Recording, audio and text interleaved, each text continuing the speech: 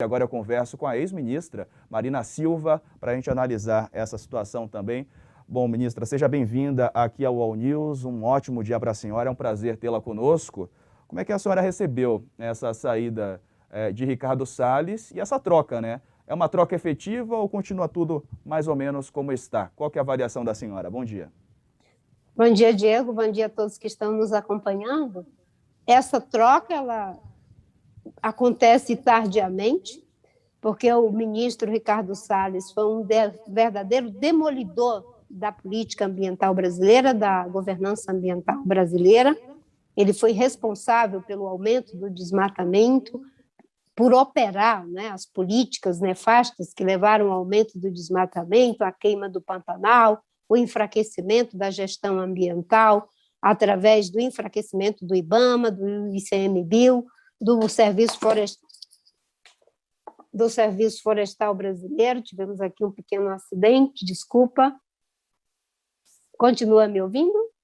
Do Serviço Florestal Brasileiro, e tivemos também, não é, ali um prejuízo enorme em relação ao aumento da violência, da grilagem de terra, exploração ilegal de madeira, além dos prejuízos em relação ao Brasil não ter fechado o acordo com o Mercosul, não ter entrado na OCDE e perder vários investimentos. Os investidores não querem mais investir no Brasil e rompendo até mesmo contratos e acordos comerciais. Então, ele é um verdadeiro demolidor. Agora, uma coisa que a gente tem que ter clareza é o seguinte, Diego: o Ricardo Salles, ele era o operador do presidente Jair Bolsonaro. Quem opera, quem faz o comando dessa política nefasta é o presidente Jair Bolsonaro. Portanto, o atual ministro, se ele quiser fazer alguma coisa, ele vai ter que parar de ouvir o presidente Jair Bolsonaro, porque a estratégia do Bolsonaro é muito clara. Ele escalou um primeiro time de demolidores, e a gente pode verificar isso, não é? Quando ele escalou para a educação um ministro que fez terra arrasada na educação, depois para o Ministério de Relações Exteriores com Ernesto Araújo, a mesma coisa. Nós tivemos o caso do Mandetta, que, quando não se submeteu a esse tipo de coisa, teve que sair do governo, e o Ricardo Salles foi lá para destruir, não é? Ele é o primeiro ministro antiambientalista para destruir a política ambiental brasileira. Depois que ele coloca os demolidores, aí ele coloca, não é, os ministros do Band-Aid, porque você tem ali o Queiroga, que tem que fazer uma ginástica terrível, inclusive isso depõe em relação à sua própria condição de médico. No Ministério de Relações Exteriores, você tem também uma política inteiramente adormecida, o ministro de Educação nem se fala, e agora o ministro do Meio Ambiente, que já estava no entorno do Salles, e que era da Secretaria da Amazônia, que foi criada para isso, e que tinha como foco a questão da preservação, da conservação, enfim, uma série de políticas inócuas que não aconteciam absolutamente nada. O desmatamento da Amazônia só aumentou. Então, o ministro tem boas experiências que deram certo. Se o governo quiser fazer, é só visitar essas experiências. Agora, é uma determinação do governo não fazer, e coloca os demolidores, depois ele coloca aqueles que vão ficar só administrando a demolição. Agora, ministra, eu queria perguntar para a senhora o legado que Ricardo Salles deixa para a população indígena, para os povos indígenas. Qual a situação, né, que ele assumiu, quando ele assumiu, e hoje a situação que ele deixa quando ele sai da pasta, né? É uma situação de muita violência, porque o discurso dele e o discurso do presidente Jair Bolsonaro, ele imponderam, não é, os setores que são contrários e agem criminosamente contra as populações indígenas, como, por exemplo, garimpeiros ilegais, madeireiros ilegais, grileiros criminosos, todo tipo de invasão das terras dos povos indígenas. E uma outra coisa que ele incentivava era a não criação das terras indígenas, inclusive incentivando a criação e demarcação das terras indígenas, inclusive incentivando a aprovação desse projeto nefasto que foi aprovado ontem na CCJ, na Câmara dos Deputados, que vai proibir a criação de terras indígenas, possibilita, inclusive, reaver terras que já estão ocupadas pelos povos indígenas, além de favorecer garimpo, exploração de madeira e até mesmo alugar a terra dos povos indígenas para projetos agrícolas. O ministro Ricardo Salles deixa, infelizmente, um rastro de destruição na política ambiental, na gestão ambiental, deixa um rastro de destruição nos órgãos de gestão, fiscalização, monitoramento e em relação à política de proteção aos direitos dos povos indígenas. Como ele vai ser lembrado, né? E qual que é a avaliação da política de meio ambiente brasileira fora aqui do país, quando a gente fala de países que levam mais a sério as questões de proteção ao meio ambiente, ministra?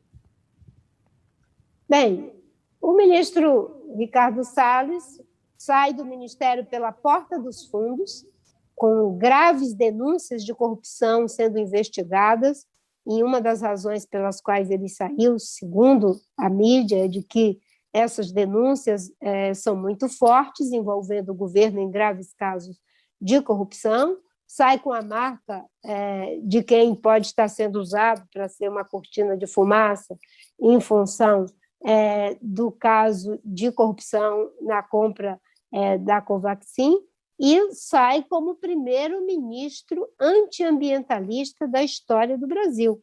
Nós somos 9 ex-ministros de meio ambiente, todos defensores do meio ambiente, cada um fez a sua contribuição durante o período em que ficaram em suas pastas, mas o Salles inaugura, não é? Ele é o número 1 como primeiro-ministro antiambientalista do Brasil. É assim que ele sai, pela porta dos fundos, tendo demolido a gestão ambiental brasileira, deixando um rastro de destruição na Caatinga, no Pantanal, no Cerrado, na Amazônia, principalmente. Aquele episódio que marcou bastante, né? Acho que todo mundo se lembra daquela reunião ministerial que foi gravada, veio a público a declaração dele, que era para aproveitar o momento da Covid, passar a boiada, mudar lá a documentação toda.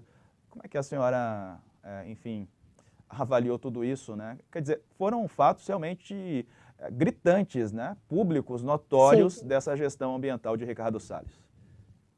Com certeza. Lamentável, deplorável, quando nós tínhamos ali uma situação de comoção social, com pessoas perdendo suas vidas.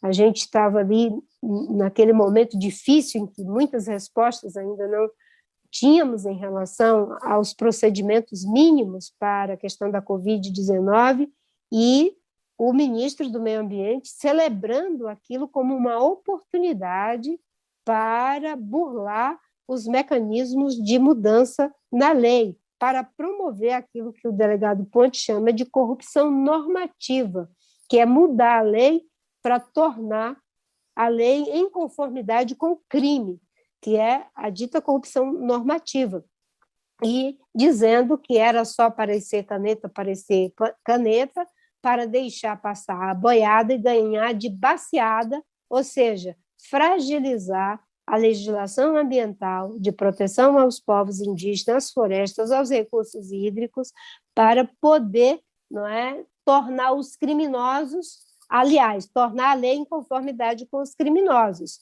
E é algo que a gente, enfim, fica estarrecido vendo aquela reunião em função do que disse o ministro, ex-ministro da Educação, o próprio presidente da República. É algo sem padrão, sem nenhum preparo, sem nenhum cultivo republicano. É isso que a gente vê nesse governo, e essa foi a atitude do ministro Ricardo Salles. Agora, de tanto passar a boiada, você sabe que na Baía do Marajó você tem ali os búfalos que ficam comendo a canarana. Né? Acho que os búfalos da Baía do Marajó resolveram agora passar por cima dele, porque a sua atitude de envolvimento em casos de corrupção levou a que ele tivesse que pedir exoneração do cargo, se é que foi ele que pediu, porque, segundo as informações da imprensa, é de que está vindo aí uma série de informações que estão sendo investigadas que envolvem esse governo em casos de corrupção. É o que está acontecendo também com a Covaxin, que agora temos aí as oitivas da CPI. E esse governo que fica falando de combate à corrupção, ele recebe denúncias de corrupção e a atitude dele, em vez de investigar e punir os corruptos e os corruptores, é de perseguir aqueles que fazem as denúncias. Ou seja, fala que tem corrupção, ele persegue quem faz a denúncia? Não dá para entender. Aí se trazia a informação de que tinha desmatamento, o sinal de alerta que o Instituto de Pesquisa Espacial estava mostrando, e o ministro não agia, não mandava as equipes, sabendo o que estava acontecendo no território, e perseguia o presidente do INPE, Ricardo Galvão, e o Instituto de Pesquisas Espaciais, inclusive cortando o orçamento. Essa é a prática do governo. Por quê? A corrupção que aconteceu na Petrobras e em outros órgãos dentro de governos passados está acontecendo agora, em várias frentes, segundo as investigações. Agora, no caso da Amazônia, ela tem nome, endereço e telefone. É grilagem de terra, isso é roubo de terra pública, é exploração ilegal de madeira, invasão da terra dos povos indígenas, das unidades de conservação. E o que faz o governo? Faz a corrupção normativa, apresenta medida provisória, jabuti, uma série de leis para tornar a lei em conformidade com o crime. As pessoas têm que compreender que o roubo do patrimônio público natural é tão grave quanto roubar o dinheiro público.